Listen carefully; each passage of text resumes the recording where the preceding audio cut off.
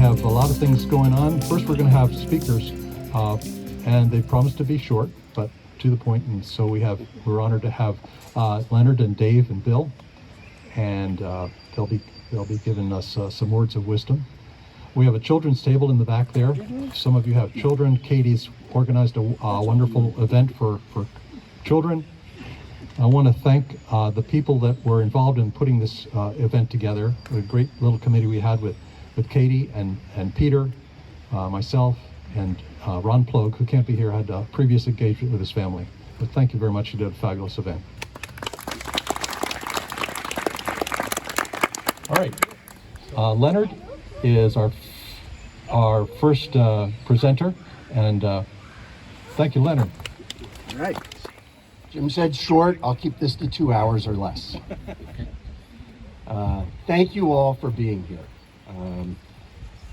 I've been asked to talk about the volunteers who've contributed so much to make this possible. The event today, what you'll see in the preserves, and what we'll mention have been done in the preserves. So I thought one place to start was an expression that a dear family friend of mine had for many years. She's no longer with us, but she had a little plaque on her desk that said, "'Tis better to light one candle than curse the darkness." Now, our friend Roger Latham might say it's better to plant a tree, a native tree in a good place, than curse the darkness. Or he might say it's better to remove an invasive plant than curse the darkness. But there are lots of ways we can light a candle. And more than 110 different volunteers have contributed to projects in our preserves over the past 5 years.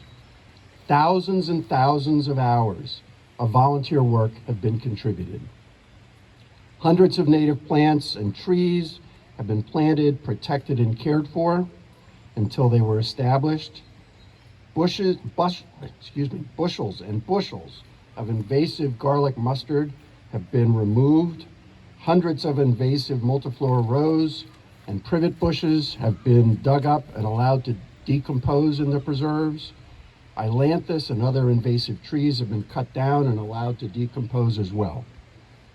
A new and carefully thought out trail system has been created in the Saul and Chadwick preserves.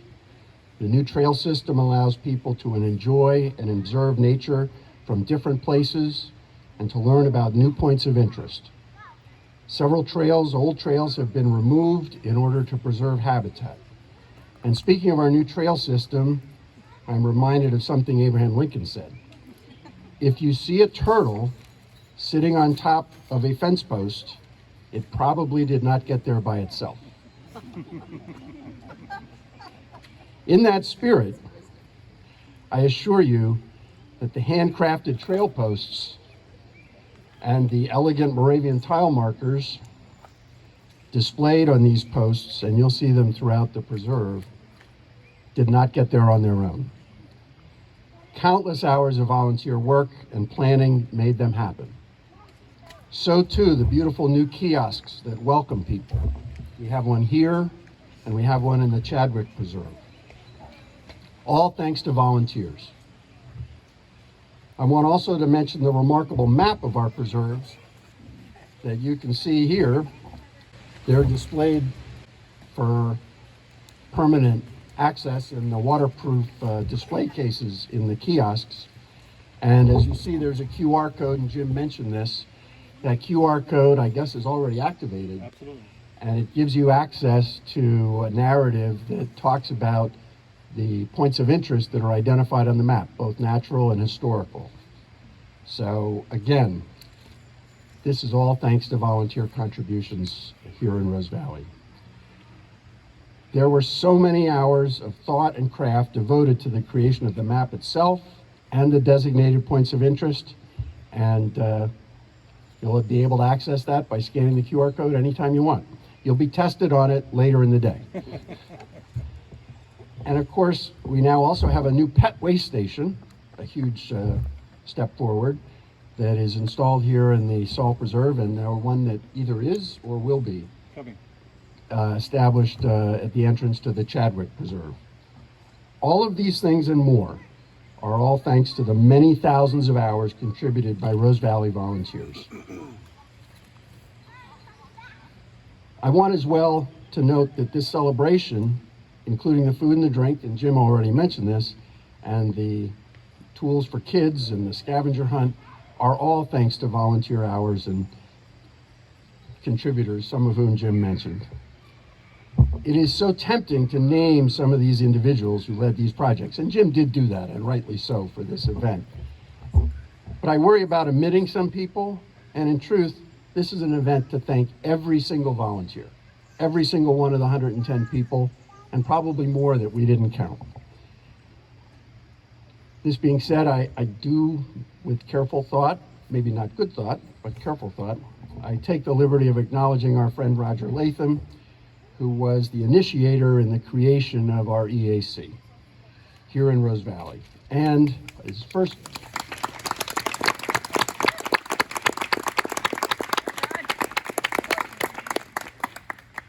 first chair for more than a decade. Thank you, Roger. As for the other work and thought leaders who have contributed so much to our preserves, ask me or anyone on the EAC, and we will gladly share with you who contributed their leadership and their organizational skills to make all of this possible. I hesitate to name a second person, but Jim did an awful lot.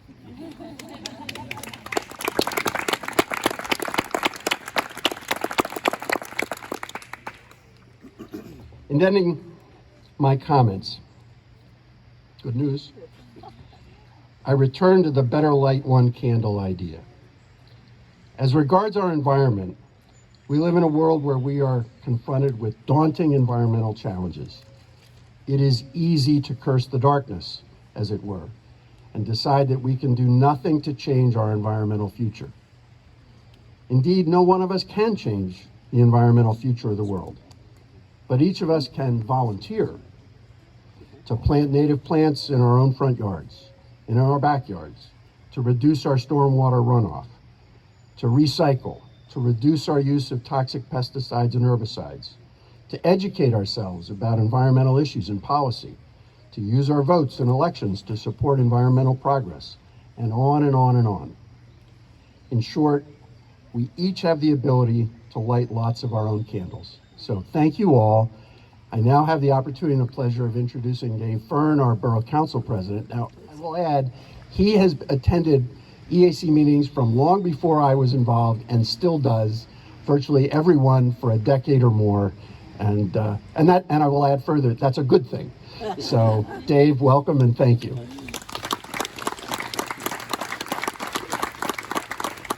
Thank you. So I was asked to give a little talk about some of the organizations that have helped us along the way in here. I mean, you would think it's a woods, right? It should be taking care of itself, but it really doesn't. I mean, this is, as Leonard mentioned, the thousands of hours of for you know, more than 100 volunteers out here doing various things, and we've also had the help of a number of organizations that have been involved here. So without further ado, I'm going to kind of go down the list and tell you a little bit about the projects that they were working on and some of the things they did. So first of all, we had the Bioengineering for Stream Bank Erosion Control Project. If you take a walk along there, you will see a sign that talks about a bioengineered stream bank stabilization project. And that's where basically you take these, you know, literally sticks, they're willows and dogwoods, and you stick them in the mud, and then you hope that they grow, and oftentimes they do, and that then ends up stabilizing the stream bank. That was a project that the CRC, Chester Ridley Crum Watershed Association, especially with their then director Brian Byrne and Roger Latham, put together a grant for the Growing Greener project from the state of Pennsylvania. So that funded that. Rose Valley EAC was involved in that. The beautiful signs that you see in there, including for the Growing Greener program, were done by Holly Harper at Blue Twig Design. Land stewards actually did the work of putting the bioengineered stream bank stabilization in process. And some of the other things that we've done is the riprap stabilization that you'll see as you're walking down the path here.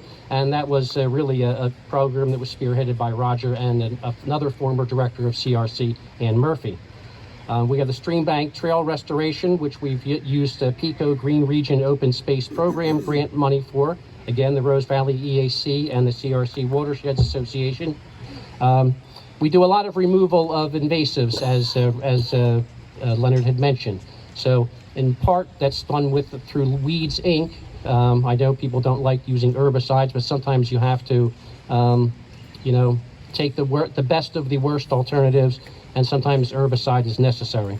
Boy Scout 252, Troop 252, sponsored by the Rose Valley folk. They've done a lot of help in terms of removing the stand of bamboo that was in there for a long time. Also, the school in Rose Valley, I understand, has gone through, and as they take their classes through, they teach them how to remove garlic mustard. So they've also helped in removing the invasive plants. We have a multi-year native planting and invasive removal at Chadwick Reserve, which is right across the stream here. Watersheds, CRC Watersheds Association, their staff, and probably about 50 volunteers came out and did that. David Hilbert, also, he was an ex-CRC employee. We've engaged him to come out and actually take some herbicide and carefully spray each knotweed. It's very tedious work, but at least we don't end up killing the plants that we planted there, the native plants. Delaware County Conservation District, we've used them for mini grants. Shout out to the past Delco rep, Brian Vedino, and the current rep, Karen Wilwall. To control the spotted lanternfly, we have a male ailanthus tree in the preserve. That's a plant that's native to China, I believe. It's the favorite tree of the spotted lanternfly.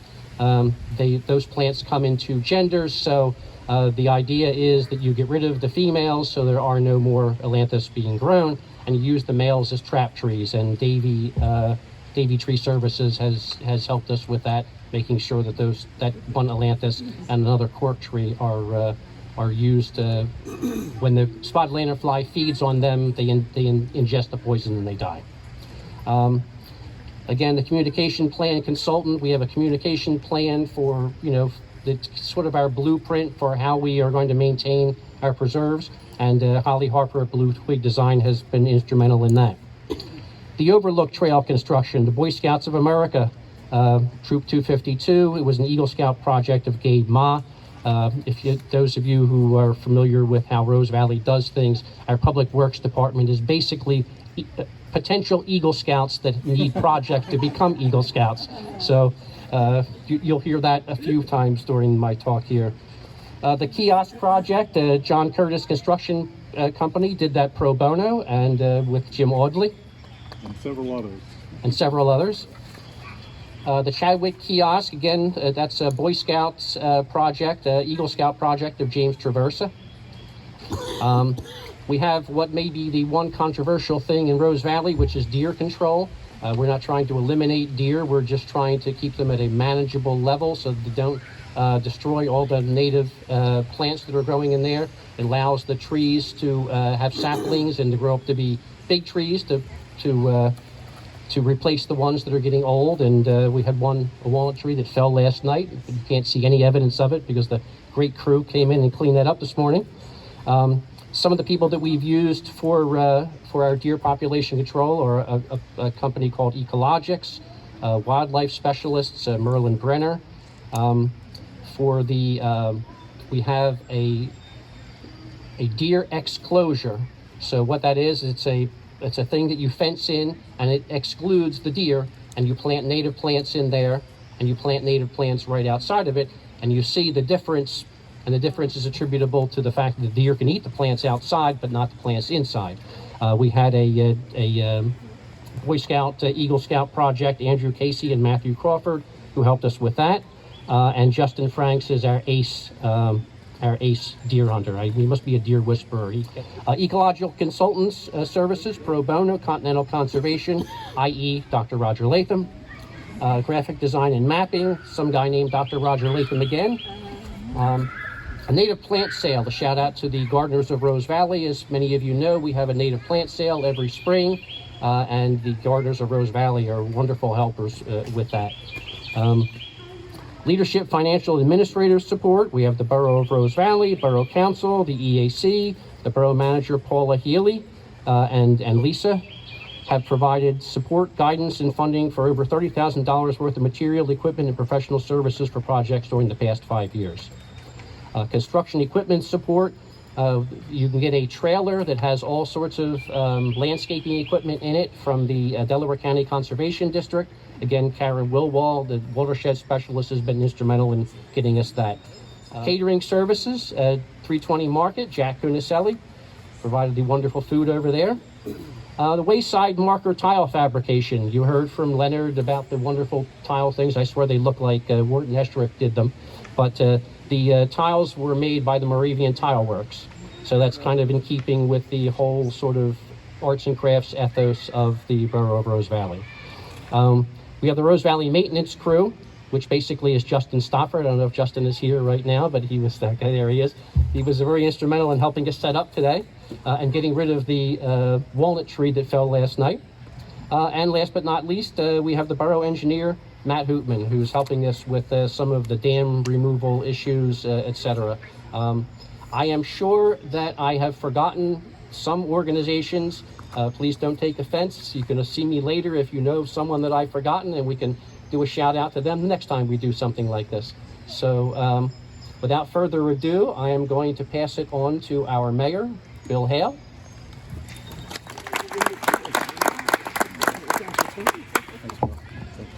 So thank you, Dave. I've been asked to discuss the impact our preserves have had on our community and a little history. So first I'm going to start out with the history of how we came to get our wildlife preserves. It all started in December of 1959. The Sauls, Morris, Bauer Saul, and Eadol Saul donated the 1.5 acres behind us down to the dam. That was their first donation. And each year thereafter, from 1960 to 1970, they would donate another acre until we ended up with 12.5 acres of wildlife preserve. Then in 1972, Judge E. Wallace Chadwick died, and he donated money to the borough to be used as they saw fit. And in 1978, the borough purchased for $22,600 the Long Point, what's now the Long Point Nature Preserve. More recently, when the Traymore development was being developed, we negotiated with Chip Vaughn, who had bought the 26-acre Saul estate.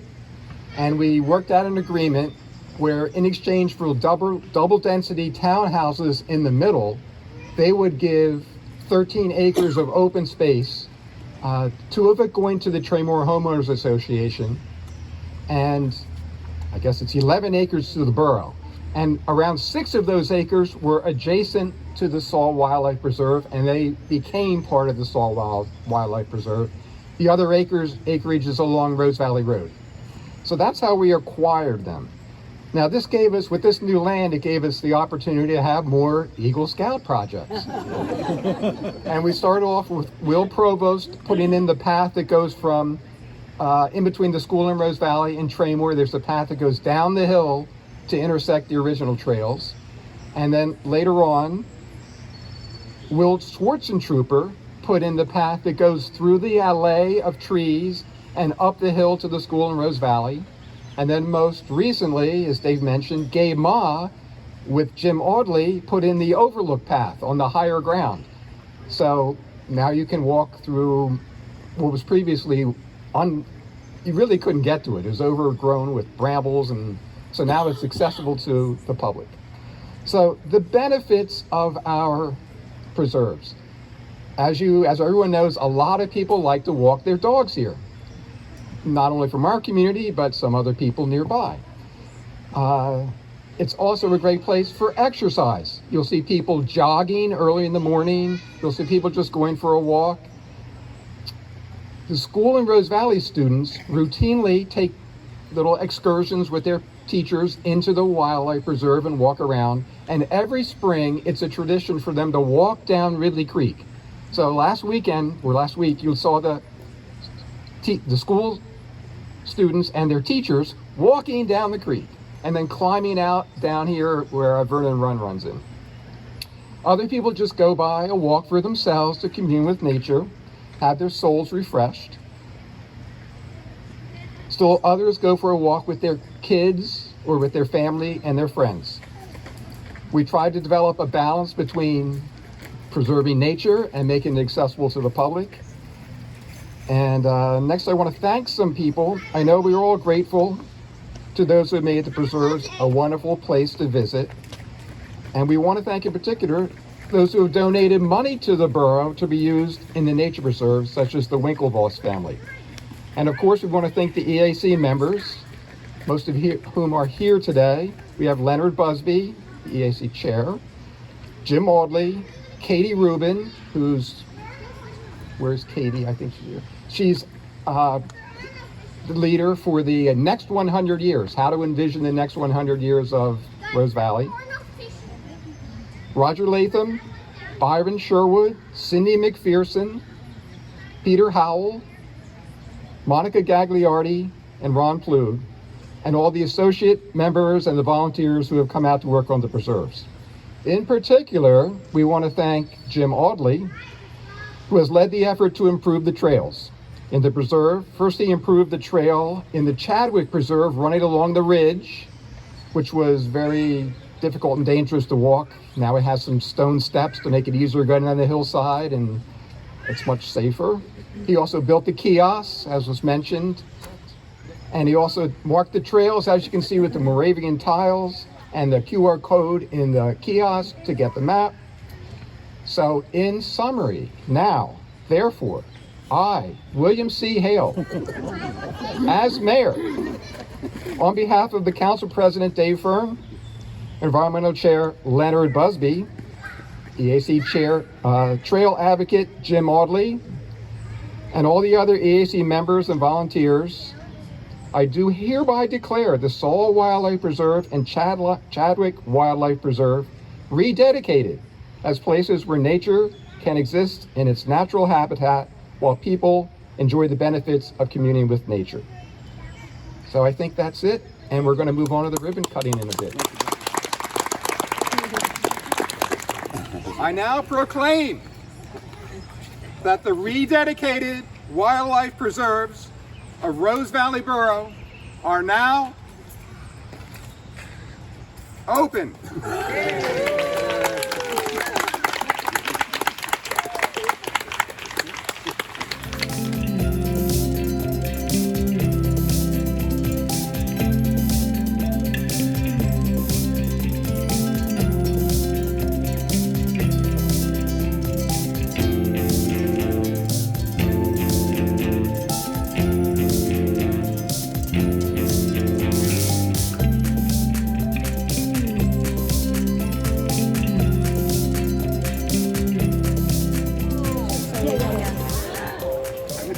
Okay, volunteers and guests and the Rose Valley leadership, if I could get your attention, I'm going to lead us in a toast.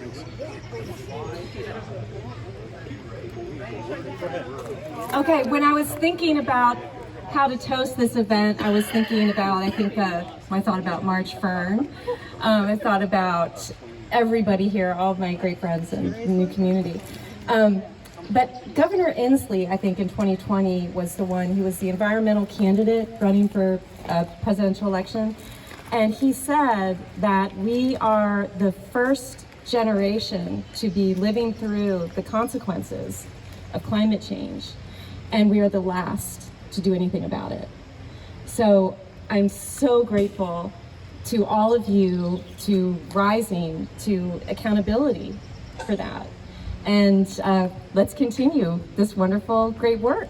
So may our strivings and endeavors be seen and heard by our neighbors and ripple throughout the world to us. You're here.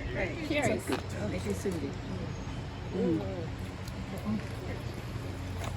So if you'll gather around Erica, she'll get you started. What's her walk gonna be? Forest bathing. You have to pre-register and pay a little money, but I'm sure it's worth it. Leonard is over here. Raise your hand, Leonard. I'm expecting no one. Leonard? Leonard? What? What is your walk focusing on? native plants that have been introduced in the preserves. So Leonard's going to be talking about and guiding you on the planting of various trees, shrubs that we've brought into the preserve. Show you where we put them and what's been involved in doing that. Roger Latham, raise your hand. Roger's going to talk about all the invasives that we've pulled, how we've done it, how to recognize them, and what's left to be done. And Roger's right there. I'll be over by the kiosk, and I'm going to do the different engineering things that we've done to maintain an all-weather, accessible trails for those who can go up hills. We've got uphill trails, and those who like flat places, we've got flat places. So, a trail for everybody. So I'll be meeting over here at the kiosk. Please enjoy.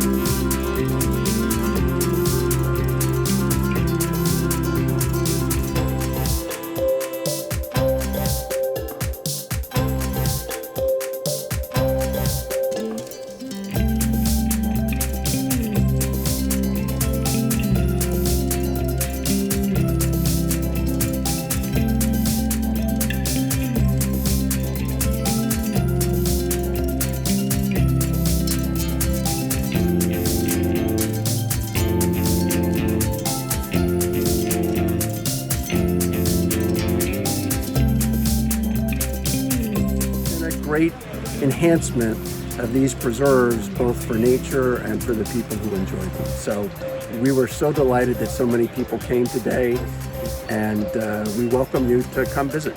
Thank you.